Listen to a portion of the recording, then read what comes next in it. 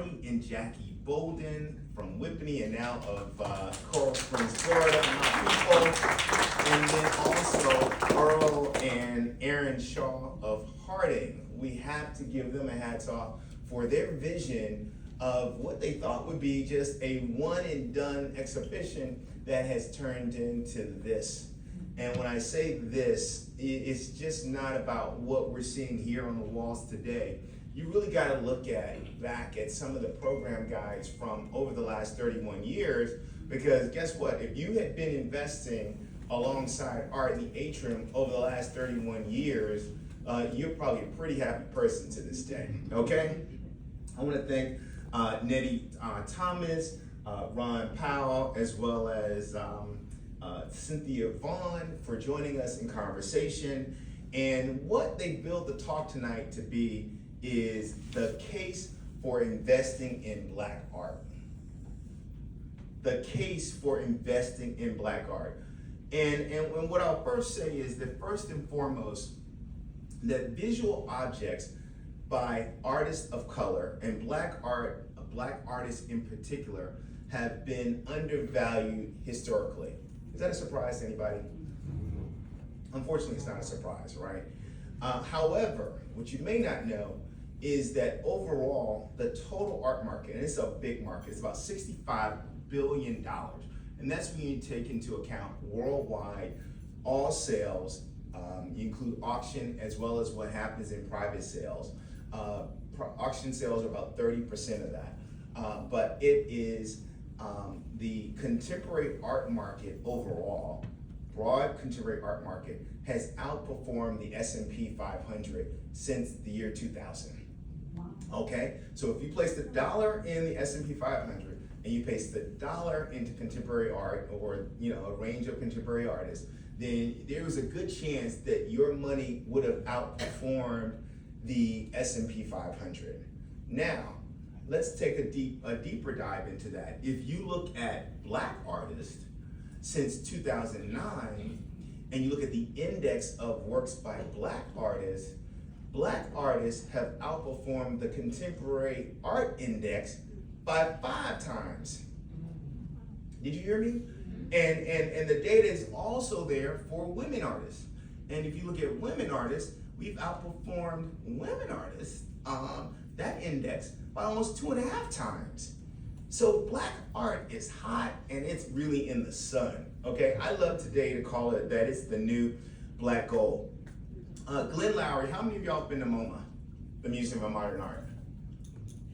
Okay, so you all know the Museum of Modern Art. This is a cathedral of art, right? There are a few in New York City, right? There's the Met, there's MoMA, there's the Whitney, there are a few others, but in terms of the standard of what we're seeing today, MoMA is it. Let me tell you what he says.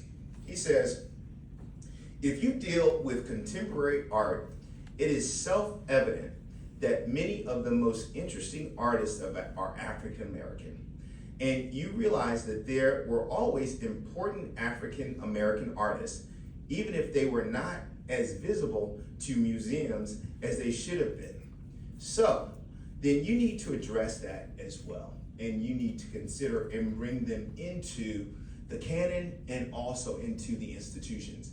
Now, what you see happening right now, we're pretty fortunate that the head of the Ford Foundation happens to be a man of color. His name is Darren Walker. How many are you all familiar?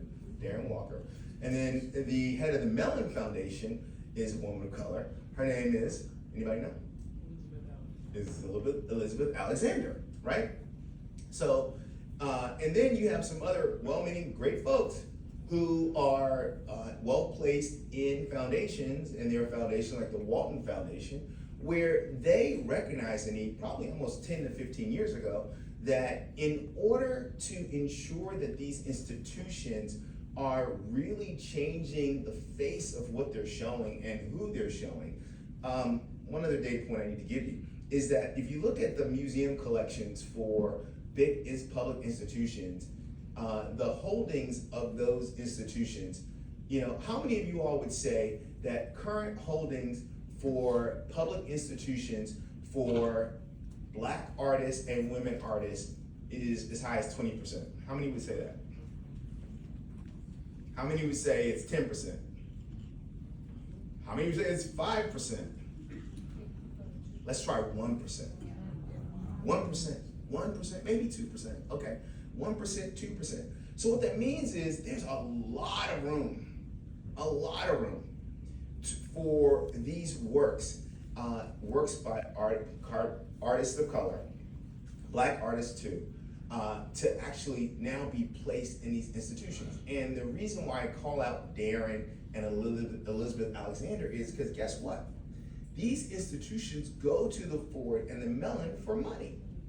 And having those two individuals at the helm of those institutions are really driving now, and they're using their influence unapologetically to ensure that these institutions diversify. So how do they do this? And what's the step to do it? First and foremost, the decision makers in these institutions generally are the curators. And so what did they do about 15 or 20 years ago? They met at the Student Museum of Harlem. How many of y'all have been there? Okay, I need more hands on that one. Okay, not enough hands. Sidebar and a commercial. My gallery's a block from the Student Museum. Okay, and if you were looking to go there in the last 2 years, you couldn't go there because they are being rebuilt. And so in the next 18 months, you will have perhaps the most interesting cathedral of Black art right on 125th Street and Adam Clayton Powell and Lenox in the world. And so they met, institutional heads met at the Student Museum, and one of the things they decided is one of the key factors to actually ensure that these collections are diversified and the exhibitions that they're presenting are diversified is that they created a pipeline program of curators. And so now, and what they realized that they are the gatekeepers, and now more than ever, you needed curators that represented kind of like how diversified we are as a population. And so that work is bearing fruit. If anyone has a young person that is interested in museum studies, that's probably one of the hottest areas right now. And probably one of the best programs that exists, and I hate to say this, being a bison, is that at Spelman, they have a very important AUC collective that's led by a woman by Cheryl Finley. But the opportunities that these young people are getting at a very young age. Last year, the students, and this includes the entire AUC, were able to travel to Venice for the Venice Biennale. They did a trip just 2 months ago or a month ago to Paris with Deb Willis and her art organization. And so they have jobs for the summer, they get experiences throughout the year. And I had a chance to be at the ICA in Boston about a month ago. And I saw, and if you get a chance this summer to see the Simone Lee exhibit that was in Venice last year, it's there now. And at the end of the exhibit, they had an area of commentary and essays, and all of them were from the students from Spelman, okay? And so these young people are trained, and they will be the next leaders in these institutions. So to connect all the dots, you have institutions that need to diversify, you have heads of foundations that are instruments for funding, and now you have a pipeline that will be pulling through. And hey, oh, by the way, that didn't ignore the people that were already in the pipeline. There's a gentleman by Lerone Brooks who just became one of a curator at the Getty, and so in LA. So there are probably more than 100 curators that have been placed in institutions around the country. So what that means is that now the exhibitions that you see will start to look different. The collections will start to look different. And this is influenced by the foundation. And what that means is that artists who are working and toiling, who may have been ignored for years, are now able to actually be seen and likely to have their works placed in places where they would not have been shown before. But also for the non-artists and the folks who are patrons of art and committed to supporting artists. What does that mean?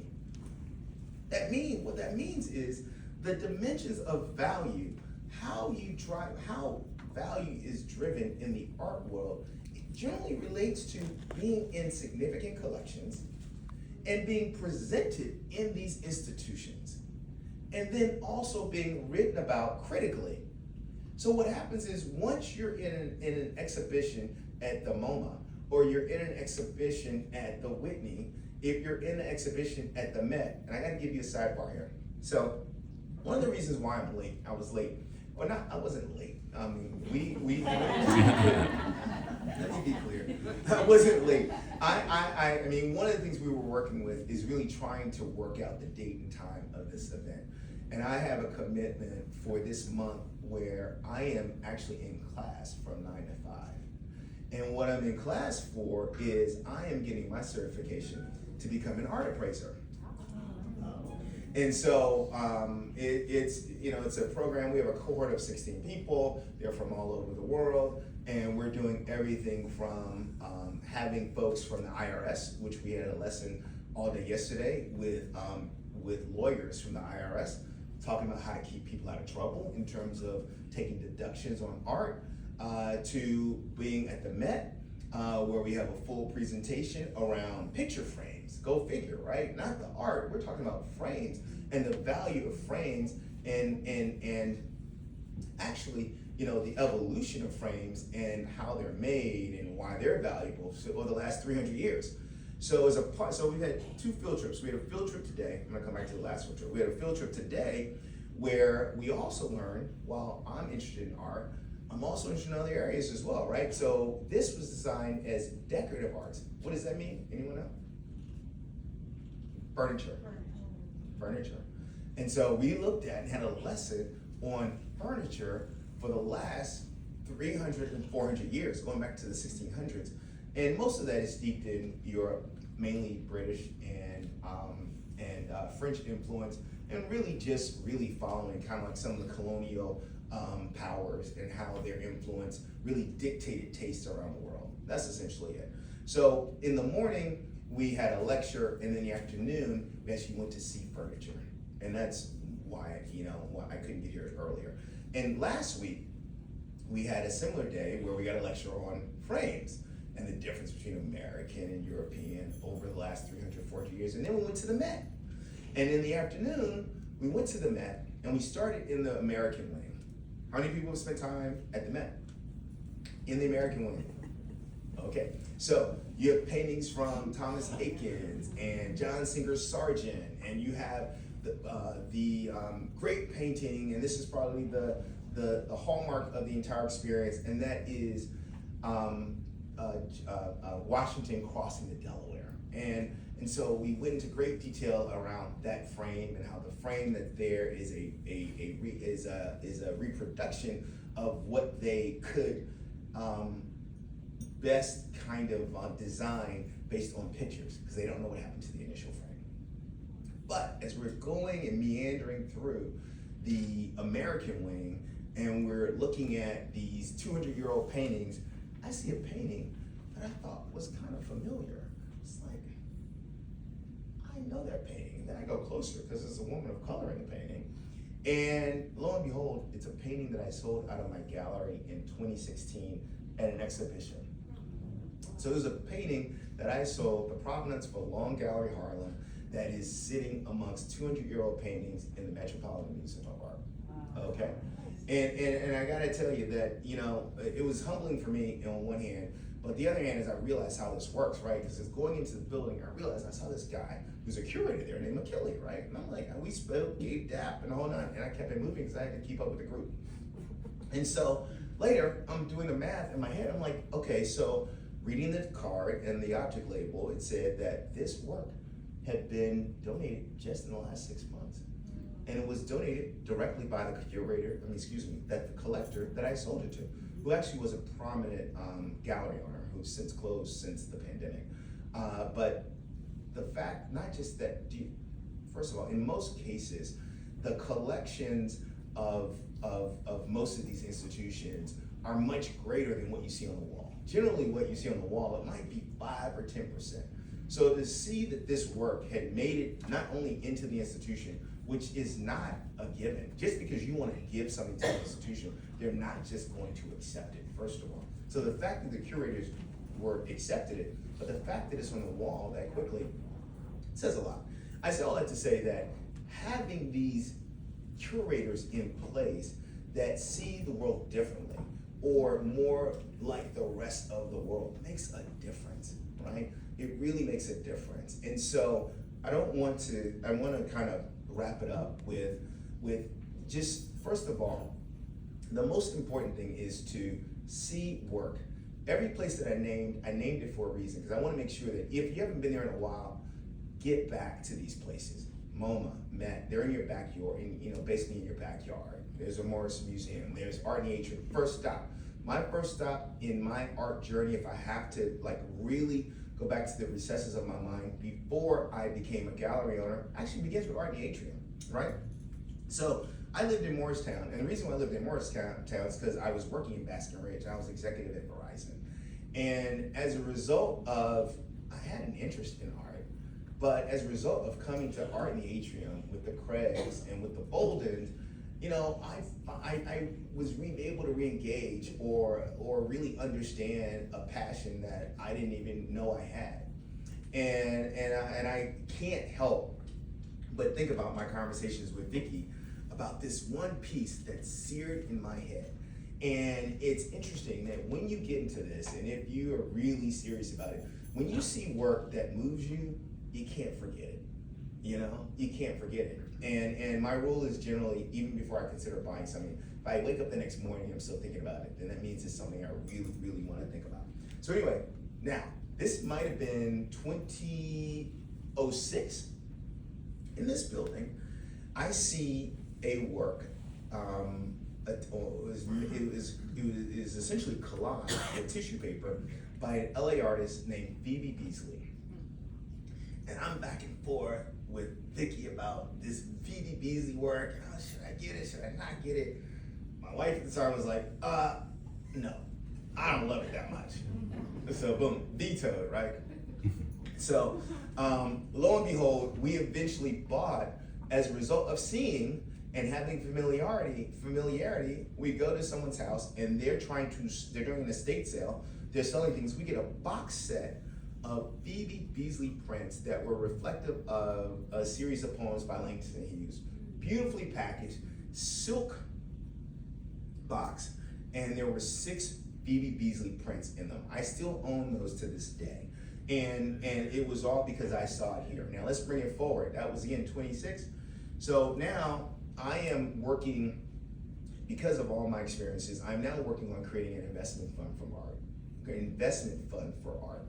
And so that's a conversation we have on a different day. And if you have any questions about it, we can talk about it. But in doing this, I've been scouring the country looking for work to buy into this fund. So I'm in Arkansas, of all places, and I'm with a couple who has an amazing art operation there, and I'll leave it at that for now. And they have this storage house with their art, and I see the Phoebe Beasley work from Art in the Atrium. So I'm gonna own that work. So anyway, with that, I wanna talk to our distinguished panel and our curators, and I've sent them a question, and I've sent them questions, and they're simple, but I think they're important, and I asked them really to help open your minds and to think about these questions yourself. And when you ask your question, I want you to answer the first question that I asked them. How about that? So, for our panelists, does everyone have their bio information first of all? They do? Okay, so we're gonna assume that everyone knows your backgrounds, as distinguished as they are, just in the interest of time, okay? And so I first wanted to ask you all to talk to me about and to share your earliest visual art memory. And that is, it could be an exhibition, it could be a school project, it could be some other influence of where you might have some awareness around an object, painting, sculpture, mural, something that you actually just remember. And why do you think it affected you, and why do you remember it? Okay. My earliest memory basically involved a piece that I did in elementary school. It was a pastel drawing of sunflowers. And the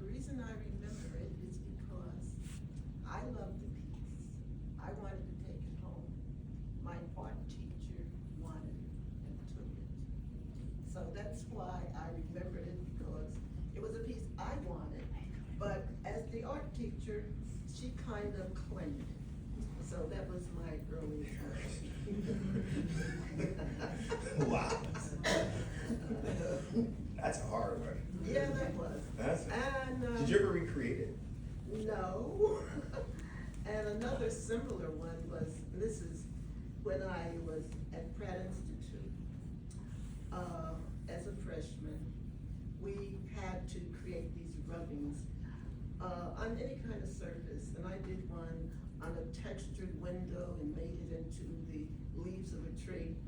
Well, again, at Pratt, they said, anything you made at Pratt belonged to them.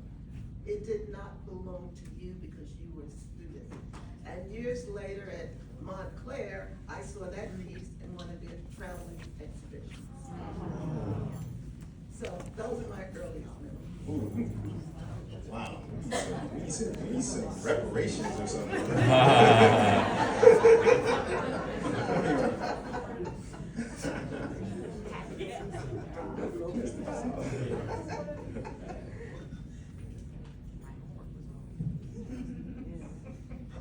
I can talk about one that's significant, I would say to me, and it's going back to what you were speaking about earlier. I remember during my college days, I was in Jersey City University, so I would travel over to New York, easy travel to New York a lot, so I can go to places like the Met or whatnot like that, and there was one painting by Pierre Augustus Cott entitled Springtime, where it's a couple on a swing. And I was just so captivated by it and moved by it. Just the imagery and even the technical work that they did with the painting, that the artist did with the painting. And I went up close to it, and it still just felt real and lifelike to me. And that's one of the things I wanted to emulate in my work. But the other end of that too, going to museums like the Met and other places all over the world, other museums and establishments, a lot of the portrayal of Black people or whatnot like that, if you even see it in museums at those times, I think it's coming up a little more and more. It's either maybe like a servant or something like that. And that was one of the things, I'm sorry, that was one of the things that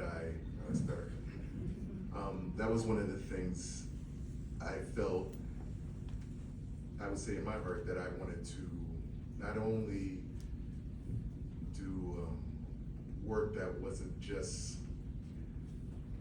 lifelike, but felt like it was coming to life or whatnot like that, but also works that somebody at my age or my age at the time back then, or a young child or whatnot like that of color could see themselves there as something more, just subtly, as a more powerful imagery and influence on themselves. A lot of things are done, I think even through advertisements and things like that are done subconsciously. They attack the subconscious mind there. And I think it's good for people of color and all of us to start seeing ourselves not just as what was depicted before, but even just present day, normal day life, but in positive, powerful, uplifting imagery. And I think that's important. So Thank you.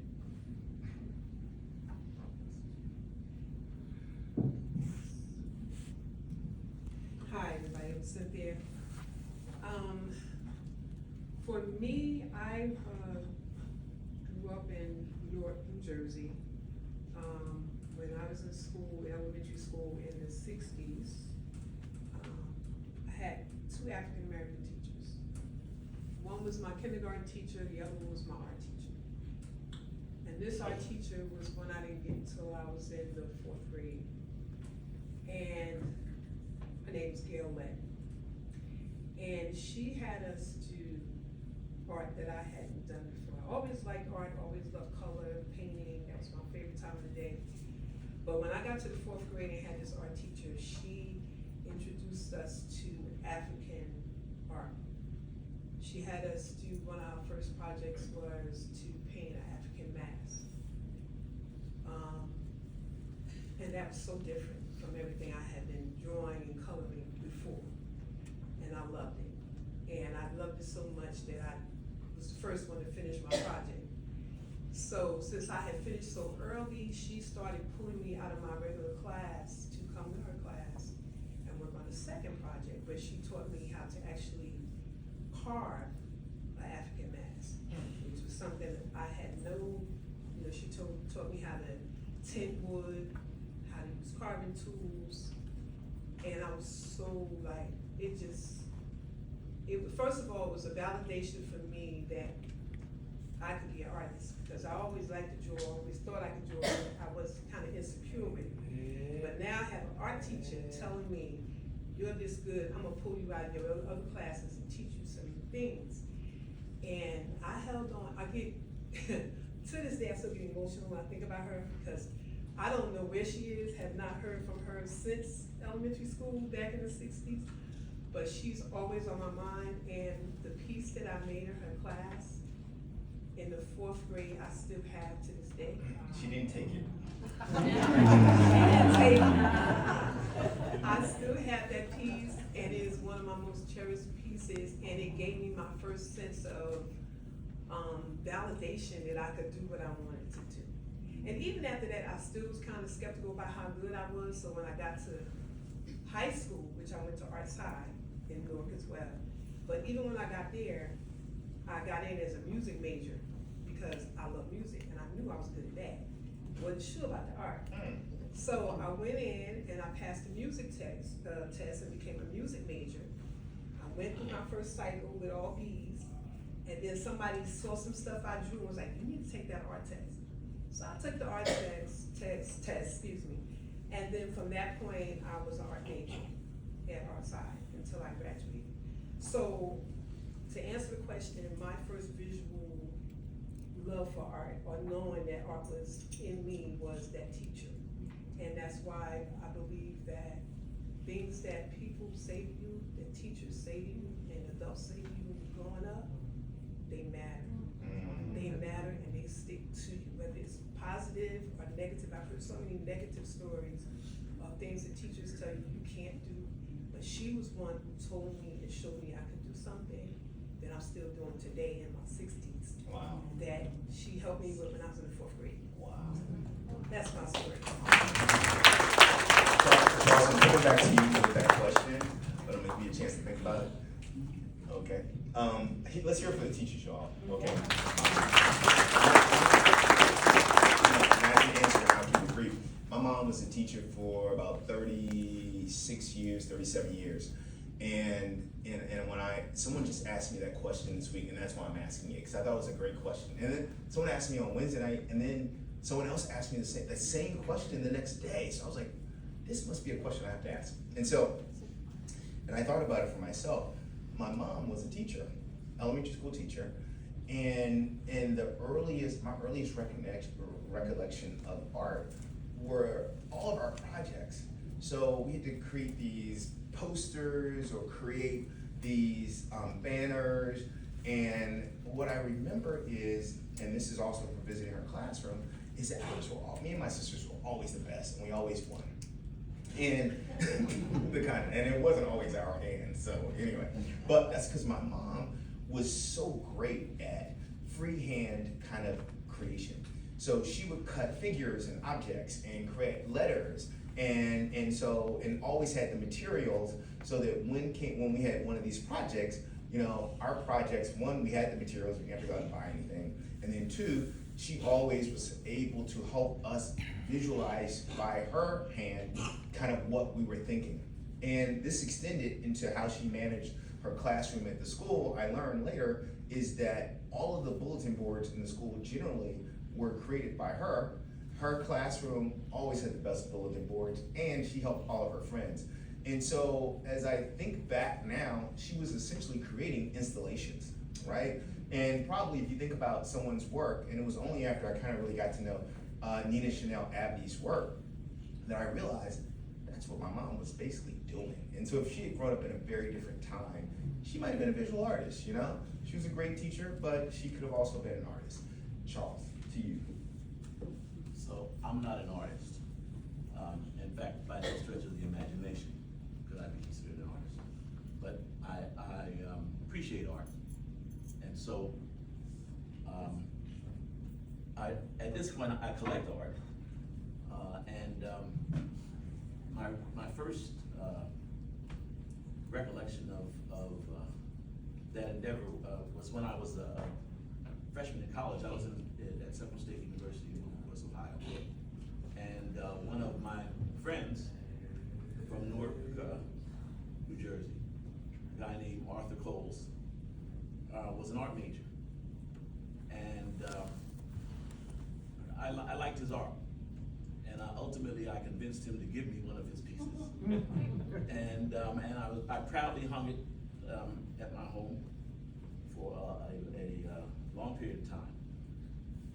And indeed, he's now passed. He ended up being a principal in Newark Public Schools.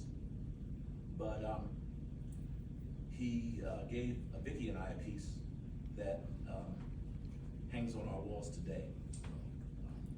That's my first recollection of beginning to try to collect what I appreciate. Awesome. And I can add that I taught at Week High School. So there's a connection. Full circle. And I was in school with a lady named Gail Lett from Newark.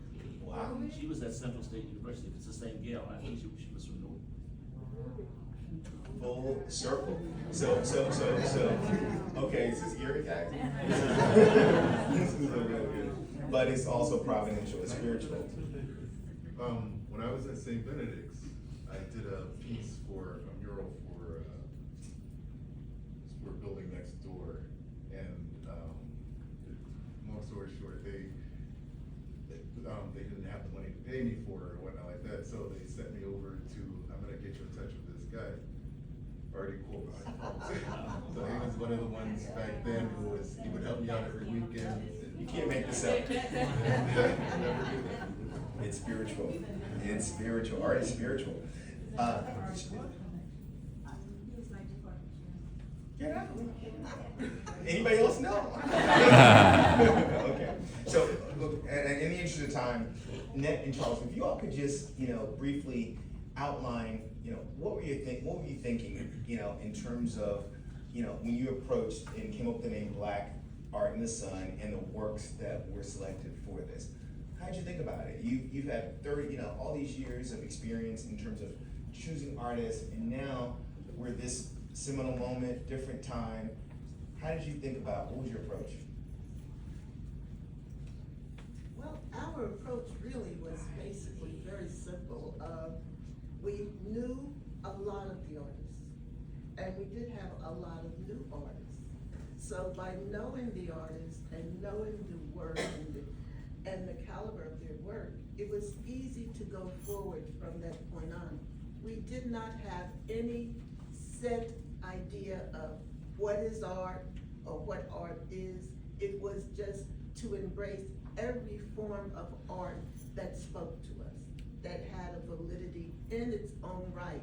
That's why when you go through this exhibit, you'll see a wide range of styles, from art that was influenced by famous cartoonists to collage to woodwork.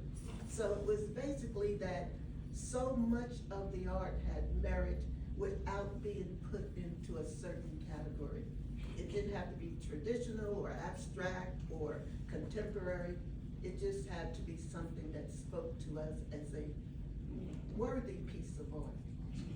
Charles, anything you want to add? Well, I was kind of surprised at the number of new artists that sent work to be considered. We received art or pieces from Seattle, Washington, from Atlanta, Georgia, California.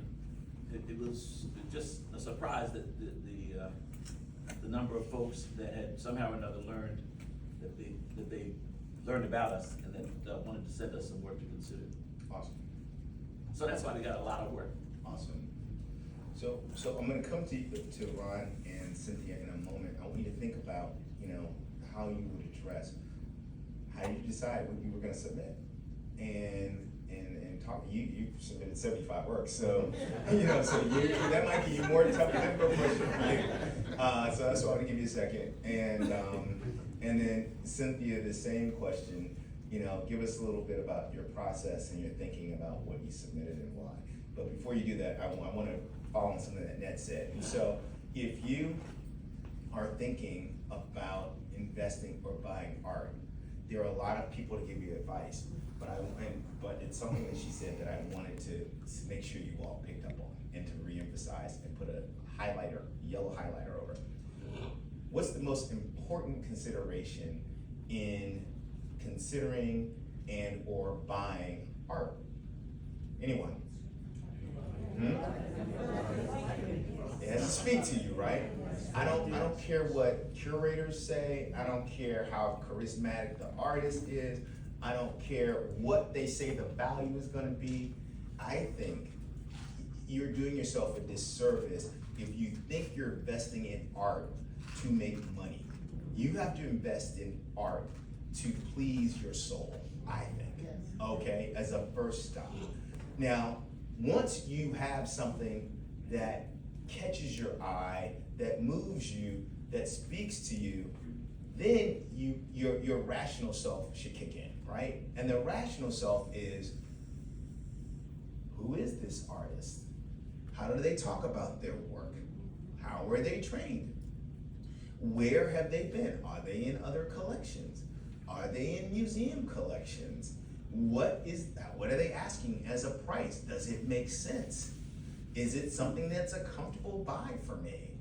All of those things are very rational questions that you should also ask yourself once you have that moment where you wake up the next day and you're like, I can't get it out of my head.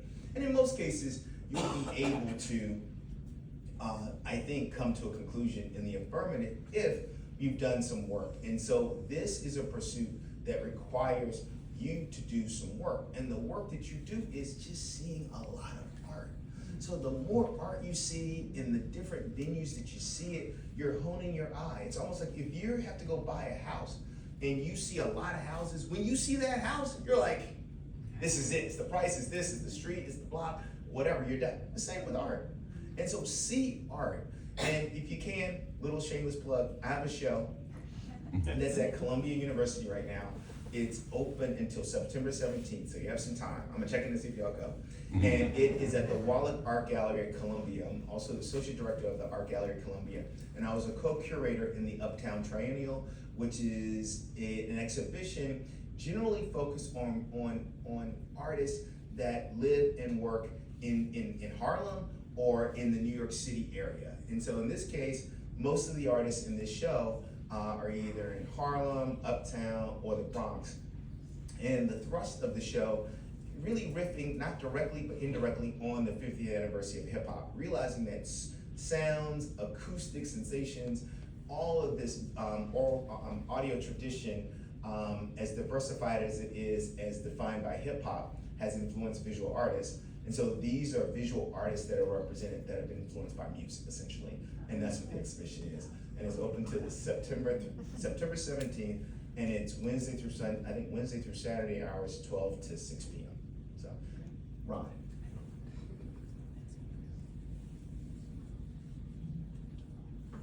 Well, like you said, I had 75 pieces in there, so I pretty much just grabbed everything up. Put it in the van.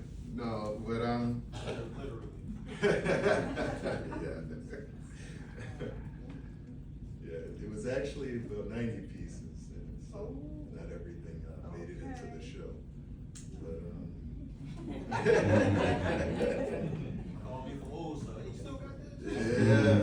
yeah. But a lot of my artwork deals with, you'll see stuff like mirrors, masks,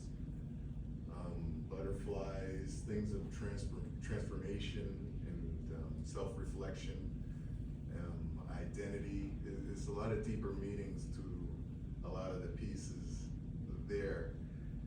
And I think I probably could talk your ear off if I go through everything there, but I believe a lot of the work here is an expression of myself, what I see, how do I see people, how do people see me, what is the idealized vision that I see of myself or of other people, and what is the actual reflection of myself or of me, and how do I, as a self-journey, how do I become brave, how do I become honest with myself and become that idealized person that we may want to be, or what we see in even some of the pieces, how the environment affects us and molds us and makes us to the person we are in the present, and how do we change if we want to. And like I said, it's a journey of bravery, it's a journey of honesty at times. How do you want to become that idealized person that you may see in that mirror, or that you may hide behind that mask, or that you want to transform into through like a butterfly or whatnot like that, with that metamorphosis or whatnot like that. Or even strength that you see a lot with flowers. Flowers have so much life and energy. They do so much for us.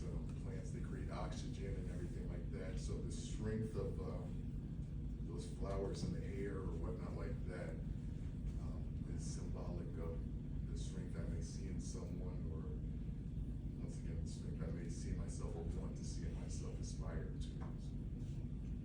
I have about a zillion follow-up questions for you. Cynthia. Well, I gotta come behind that. Not 96 deep, I'm like 16, I think I submitted. I have 5 pieces in the show. And I picked them when I saw the title of the show was Black Art in the Sun. I tried to pick the work that I had that was first of all black and outdoors, and that's just where my mind went. So some of my selections, some of my common references that I use when I do my artwork are kids outside playing. I have a thing, growing up in the 60s and the 70s, I have a thing about outdoor gaming, like, hopscotch, jump and rope, the games that we did, those of you who know, the games that we played, double dutch, all of that, those are subjects that I like to use in my artwork. So when I saw the title Black Art in the Sun, I figured some of those paintings would, fall into that category, as well as some of my ethnic artwork, which are mostly African-based, with women outside doing what women do. Going to the market. I have one here, I think that's them going to the market. I have another one with the siblings outside in the sun, in their African garb. And then I have another piece that's kids playing eeny, meeny, miny, mo. So that was the reason why I picked the pictures that I picked. I just felt like that title went with those particular pieces of my artwork. That's deep as it gets for me. So now I'm going to open up to this audience. So don't forget, we had an agreement that you would tell us your first visual arts kind of memory when you answer your question. So who's first? While you're thinking, I have a question for. I got a question. Oh, good. Well, first visual art experience for me would be comic books. I grew up reading a lot of comic books, so it kind of got me involved in art, loving art with comic books. My question to the artists that have been serving here, when you describe your work today, I believe when you talk about reflection, Cynthia, you talk about kids playing, did you set out to create these works, or is it kind of looking at your body at work after you create and see what your voice was?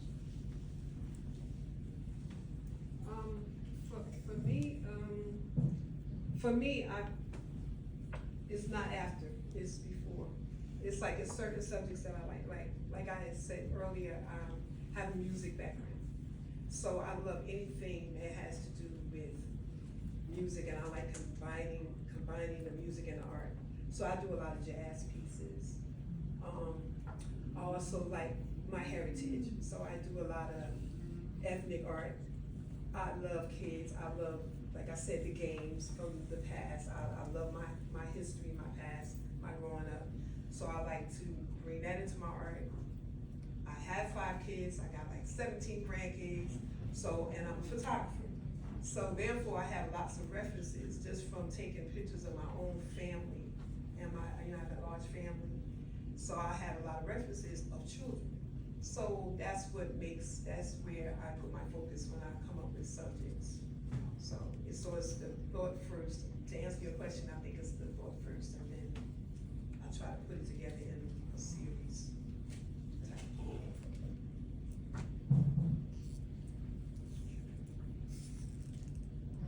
For me, it would be, I think the same, similar. The thought first. A lot of for me, my father, he was from Jamaica. He loved farming and plants, gardening, and everything like that. That was his thing. Was dealing with the earth and life. So I think for me, as an only child, that was my way of expressing myself. Was not just how I'm dealing with feelings, day-to-day life, and expressing myself through my paintings. And it's definitely, I would say the volume of it is because it's very therapeutic for me, and it may be a struggle for me to communicate, verbally at times, my feelings. So I think I did do it through I do it a lot through my art. So for me, it's definitely those pieces are like a piece of me, and I wanted to feel life, like I wanted to feel like an atmosphere that you can dive into and be a part of and embrace. So that's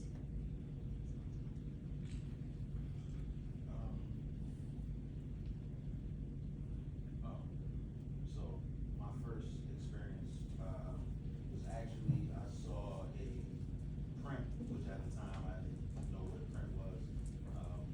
Had to be about 5, 6 years old. My aunt owned a beauty salon on Lions Ave in Newark, and it was an image of women in robes with their hair wrapped, and a bunch of men in front of them giving them pedicures.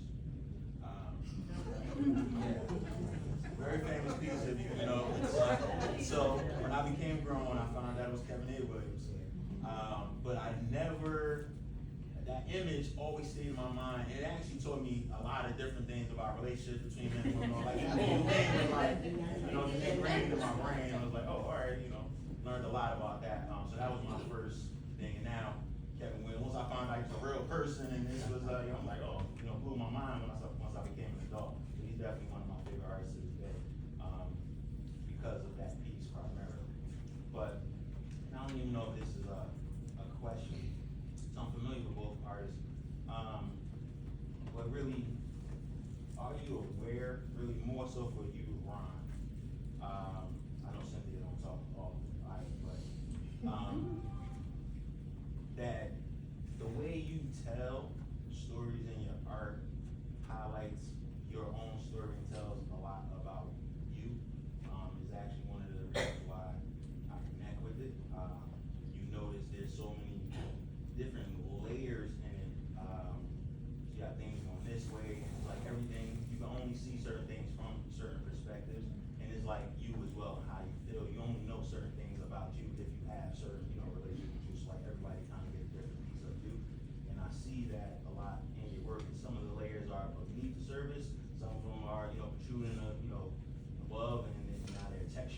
top of the pieces and everything, so, I feel like a lot of the work with both of you, just looking at it and following you has kind of gotten me to learn more about you and things that you might not, be public with and telling everything as well. So really, I guess the question would be, what makes you comfortable with still telling your story without overwhelming, still telling your story, because it's still getting out, we still getting insight, we still getting to know you, but you're not verbalizing it. What makes you comfortable with going that way?